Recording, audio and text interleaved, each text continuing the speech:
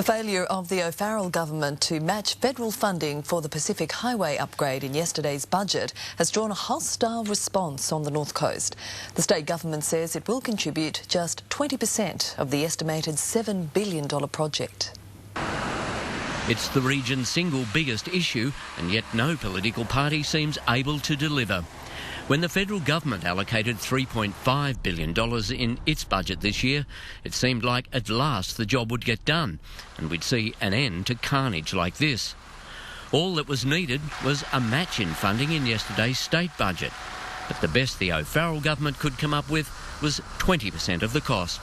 Yesterday was, I believe, a lost opportunity. There's no evidence that supports the claim that there has been any formal agreement for an 80-20 split. The Nationals, who hold every state seat between Newcastle and the Queensland border, have been criticised for their failure to gain matching funding from the O'Farrell government, which yesterday allocated more than $3 billion for a rail link in northwest Sydney. I'm quite sure that we don't have the tragedies each day in Sydney that we are witnessing on the Pacific Highway. Every state National Party member has made the promise that they'd get this job done by 2016. They have now fallen in behind a rail project in Sydney. Now the federal government is set to yank back $2 billion, throwing the completion date of 2016 out the window. That means the completion date's now looking more like 2022, 25. That is a huge back down and a broken promise. Dennis Driver, NBN News.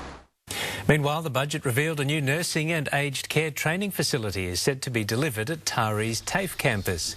$59 million has been allocated for the completion of the Bulahdelah bypass and upgrades to a number of roads in the Taree and Great Lakes region. The inaugural Slim Dusty Day was held in Kempsey today to celebrate the life of an Australian music legend. It comes after the centre was overlooked for funding in yesterday's budget, but spirits were still high. If you weren't wearing your Akubra hat today, you stuck out like a sore thumb at the Slim Dusty Museum. Today would have been Slim's birthday, and family, friends and fans gathered to remember the iconic musician. I don't think Slim ever realised just how much he did mean to people. He knew what they meant to him and what the whole thing of Australia meant to him. And there was nothing more that Slim loved than the country he called home. If he did go for a trip overseas, if I managed to get him for a trip overseas, coming back, honestly, if I hadn't stopped him, I think he'd have been down kissing the tarmac just to get back into Australia. Young and old filled the centre to pay their respects.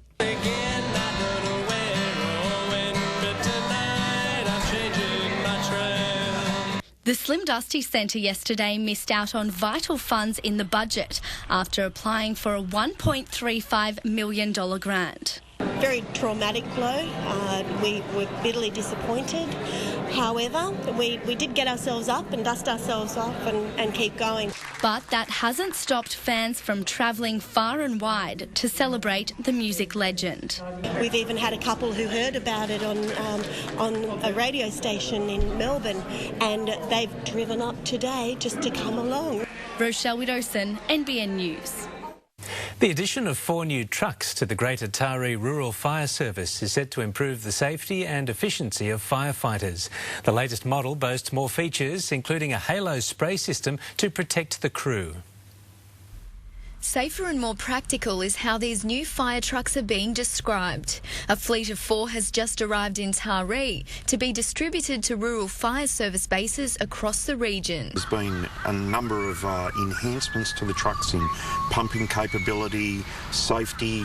Just working around the truck is a lot more efficient for firefighters. The $180,000 vehicle also boasts a new safety feature called the Halo Spray System, which protects the crew if they're surrounded by fire.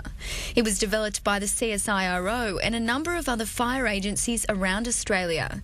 Meanwhile, the RFS is also issuing a reminder for residents to start preparing for this year's bushfire season.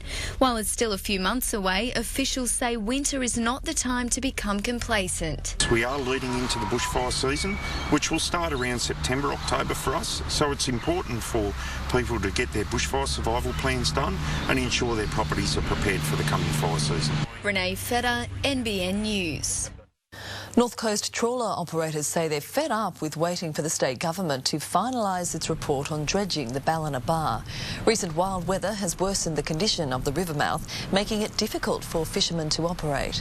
Ballina Fishermen Co-op manager Phil Hilliard says his trawlers haven't been out for a month. We've got 15 staff, a lot of them sitting down doing nothing, a lot of them on leave just because they just can't go to work. Australian Bollywood pop star and actress Aisha is the Gold Coast's new tourism ambassador for India.